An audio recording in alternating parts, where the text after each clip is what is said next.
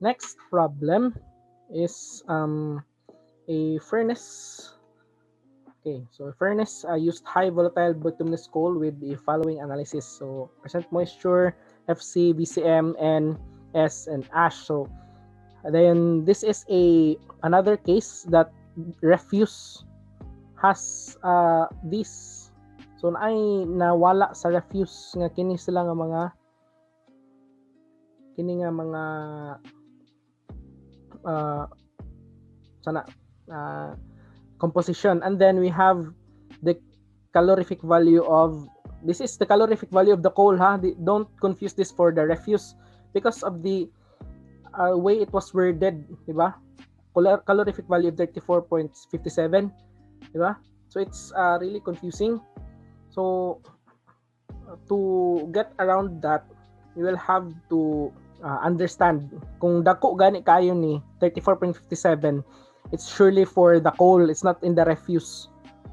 So it's not in the refuse actually, guys. Okay, so we have to have a ito lang niya siyang ikuan. Just do this here. So we have burner, and then so we have our refuse now. So let me just write the compositions here. Okay, that's it. And then we also have in our refuse, let me just write it here.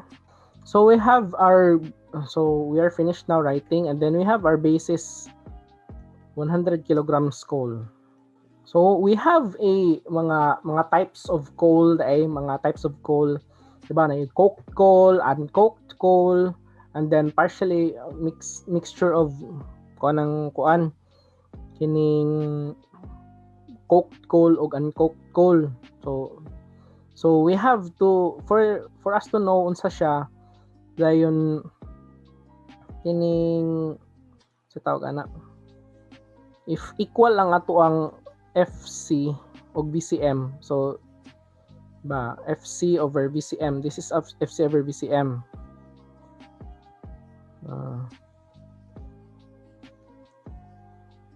BCM, so FC over BCM, this is in the coal, then this is in the refuse,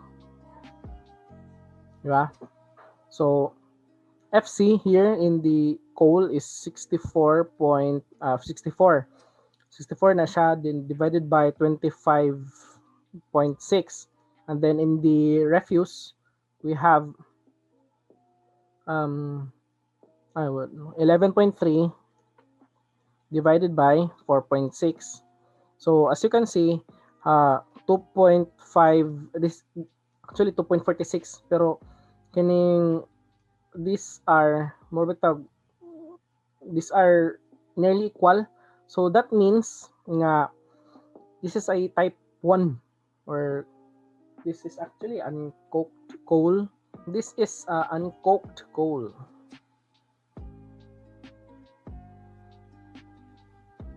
Uncooked coal. So that means if it is uncooked coal, that means our CV lost is equal to the CV lost is due, CV of coal is from FC and VCM. So ana siya ipasabot ana. So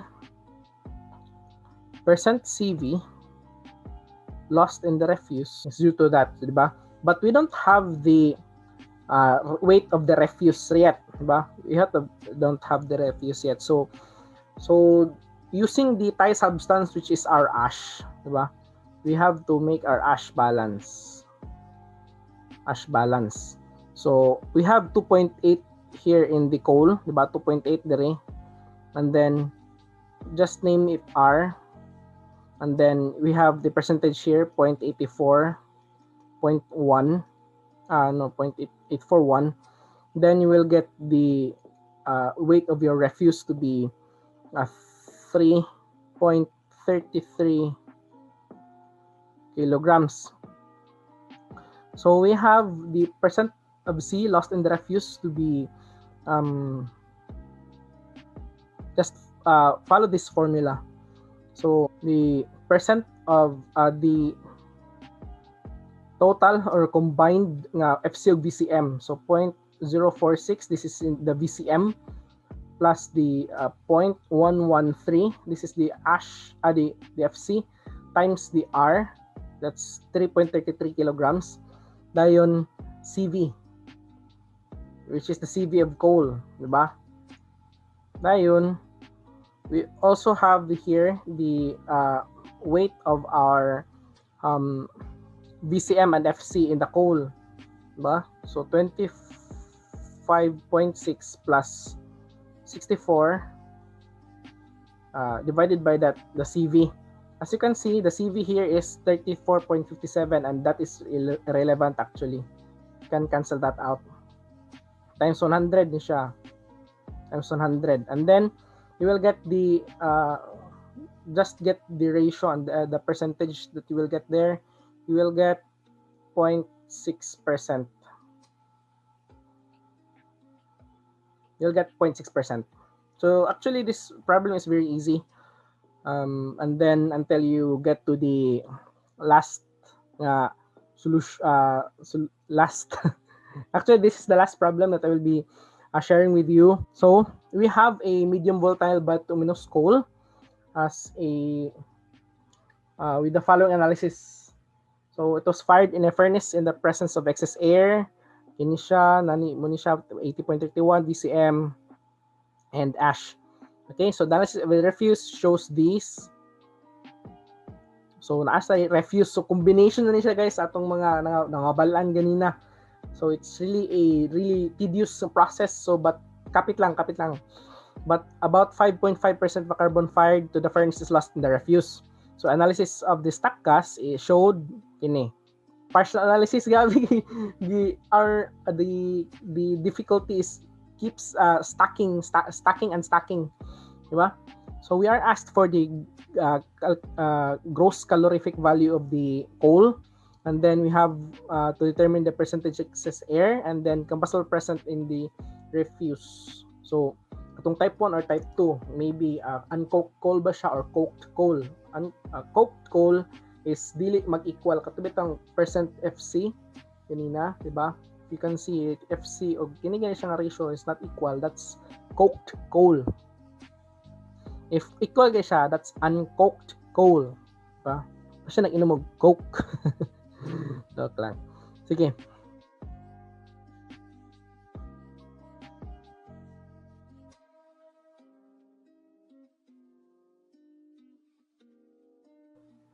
So, next, we will write the one. We'll draw the system first. So, we'll draw the system. So, now we're done writing the given. And now we'll have to find our basis, diba? So, basis. There are actually two bases here. So, duha ka pwede nimo makuha nga basis here. You can make a basis sa SG, and then you can make the basis sa F, ba, sa atong coal. So I will show you first the SG. So the stack gas, di ba? So we'll have a 100 kmol SG nga basis una. And then I will show you the kining coal unya nga basis. So actually you can use both. Okay. Sa CV of coal, you have to say solve for the CV of coal una. Coal. And then as you will know, this is a information for you. You have to memorize this, I think. CV VCM is 44.68. This is a given ha. Bitaw sa table bitaw. I did not solve this.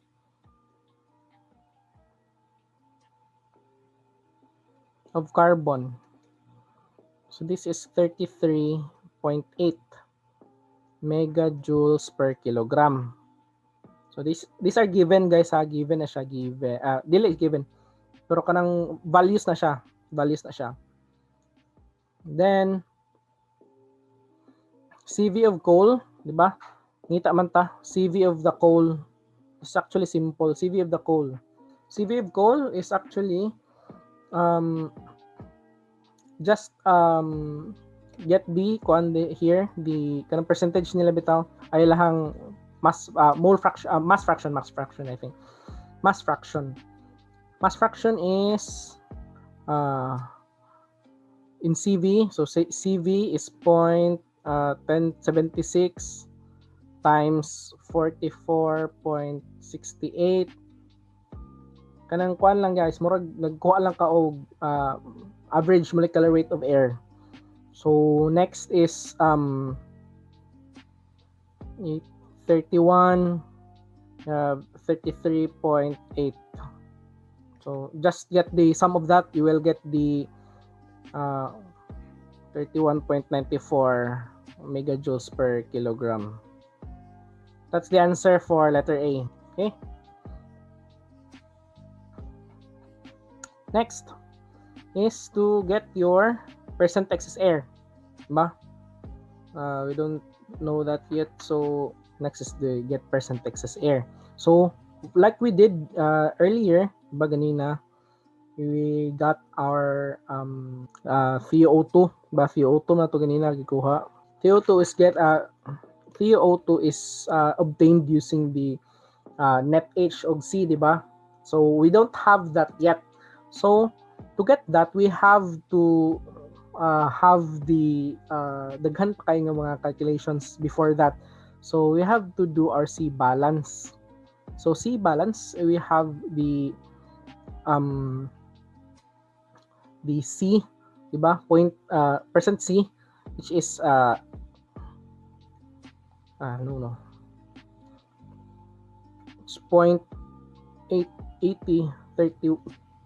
80.31, diba, dadari?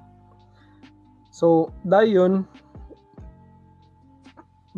we were told that it has lost 5.5%, diba? So muna ato na siyang minusan og 5.5%.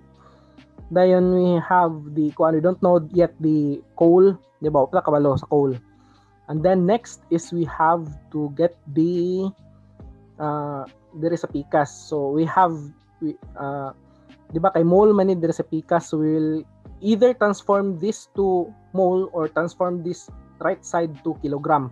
So for me I will transform the right side to kilograms.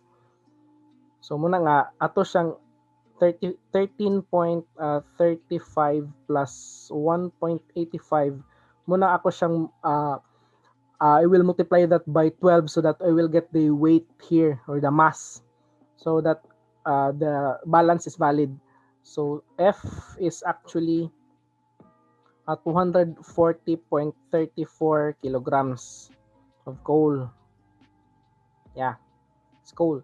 And then we have to have our ash balance. So we'll have our ash balance 0.0818 times 240.34 is equal to R, which is our refuse there. R times the 63.14. You have R here equal to 31.14 kilograms.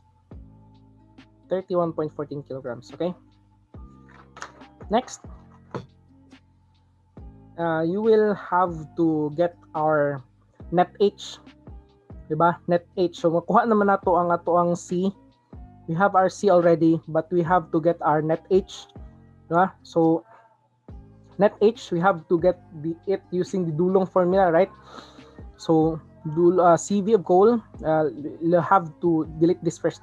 So now, we'll get the using the Dulong formula, get the net H. You have the GCV, right? So GCV, we have 31.94. That then times the percentage of the carbon, so 0.338 times 80.31 plus 1.44 net H plus 0.094 sulfur. But we don't we have the sulfur, diba? Sulfur is 0.71. So net H, this is in percentage pa ha, 3.28% H. So to get our TiO2, diba? TiO2, we have to get the atomic C, moles of C, and then moles of net H. So we have 0.8031 times the weight of our coal. Diba mo muna ang C? 34 over 12 plus atomic net H, diba? So 0.328, so that's 3.28, and then times the 240.34 divided by 4. So this is C net H. You will have 18.056 kmol O2. Okay, so that's the TiO2. So we'll have to get the katong Y bitaw ganina, Y. Let Y to be the excess O2. Let Y excess O2. So you have O2 from let's O2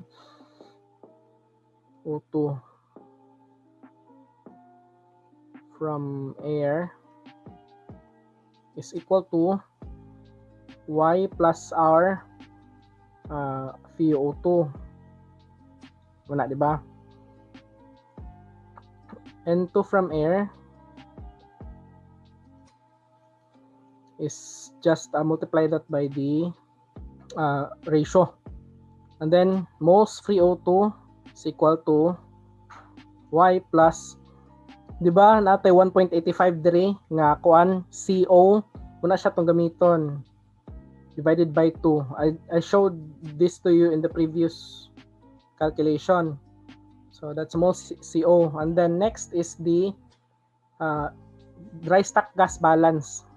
So we have here pila to ang dry stack gas. We have 100, di ba? 100 man to ang gi-assume. NCO2 we have 13.35 plus 1.85 plus the moles free O2 na over 2 plus Y over plus 18.056. This is the N2, 79 over 21. And then you will get the Y. Shift solve to get your Y you were left by your X. 3.35 kmol, diba? So, and then you will get your excess air. Let me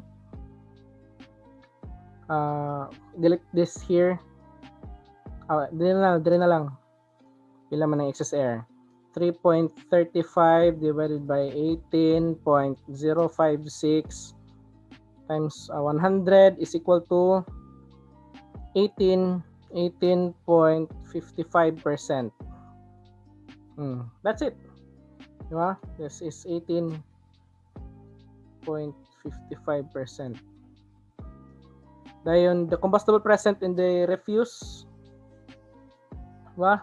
Refuse is actually, and then the combustible present in the refuse or is or are. So this is just easy. So kung atong kuanon ang FC ba, FC over VCM, FC over VCM. This is the coal, then the refuse. So pila FC sa kuan, pila FC sa ato ang pilay FC sa ato ang coal. We have fixed carbon, don't have that yet. We don't have the FC of our kuan. We don't have the FC of our coal, di ba? We don't have the FC of our coal. But we can get that using the Calder-Wood equation. So getting the Calder equation, you can get the FC there. So because we have the C and we have VCM, diba? We have C and VCM. So if we have C and VCM, we can get the FC there. And then because we don't have the M, we can't get the katulad ng minus lang 100. So we don't have the FC. So you can get that and then divide that by the FC VCM, and then we have the FC sa diri sa R og sa VCM, di ba? And then you will get that the ratios are not equal. So if their ratios are not equal, so kung not equal, so meaning ana na siya mixture of cooked and uncooked coal. So that is the answer actually. So I don't have time to get you the the proper of that calculation. Okay, so now I will show you the alternative solution to that. Maybe basing dili mo ganahan sa I don't like the stock gas, so you have to get it from the 100 kilograms coal. Sige, next. So we just have to delete this. So the CV of coal is still gonna be actually the same. So the same calculations that we got earlier still gonna be still applies to our kuan. For example, if our basis now is 100 kilograms of coal, 100 kilograms of coal, it's still gonna be the same. So using the kuan, to get the excess air, so to get the percent excess air, you will have to have the 100 kilograms coal nga basis, but the same answer will be told also for C. So we will get the percent excess air from percent excess air from the 100 kilograms coal. But I will not be solving anymore the C, okay, because it's obvious that it's still be gonna the same the answer. So if you have the 100 basis 1 kilogram nga basis nga coal, so use Dulong's formula first. Use Dulong's formula first to find that H. To find that H, you will find that the net H it's still gonna be the same. It's 3.28 gihapon. 3.28 gihapon. And then if you will get the VO2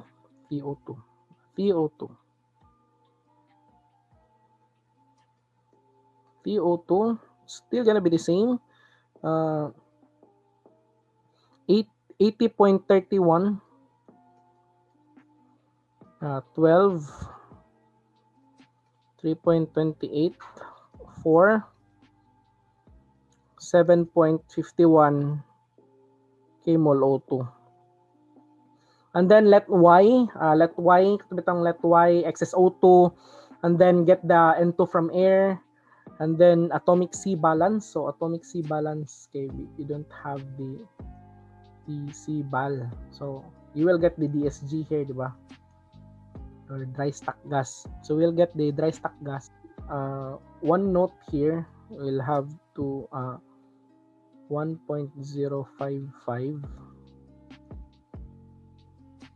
8.31 over 12. So I'm transforming the left side to moles. So butang talang G or SG siya, SG 0.185.1335. SG is equal to 41.608 DSG, diba? And then you will get the NCO2. Just multiply it by the percentage. NCO2 is equal to 5.555 kmol. CO2, same for NCO, you have 0.7697.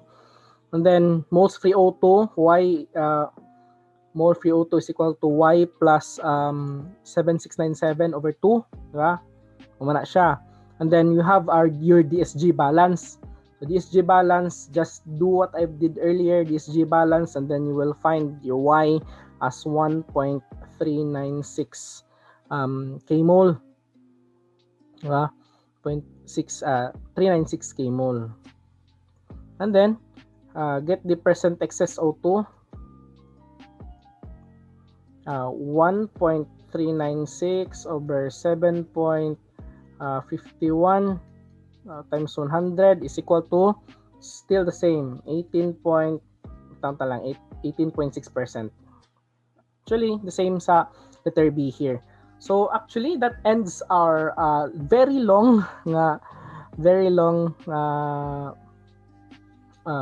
lesson for this after time. So I hope you enjoyed the content, and then please like and share and subscribe this video, and then I hope it will really help you in your review, and also for the first years nga nagtanaw ani, please like and share also and subscribe sa ako ang channel, and I hope this has helped you in your exams, and also sa exams ninyo, and also your recitation.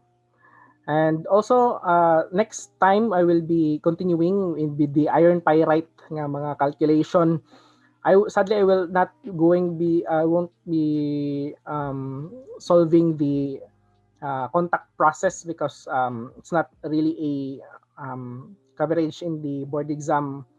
So I'm keeping my coverage in kanang may tabo lang.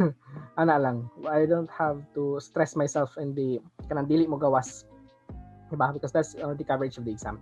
Okay? So God bless sa inyo ha, and I hope you ace your exams, and please pray for us sa karong May 11 that we will pass the board exam.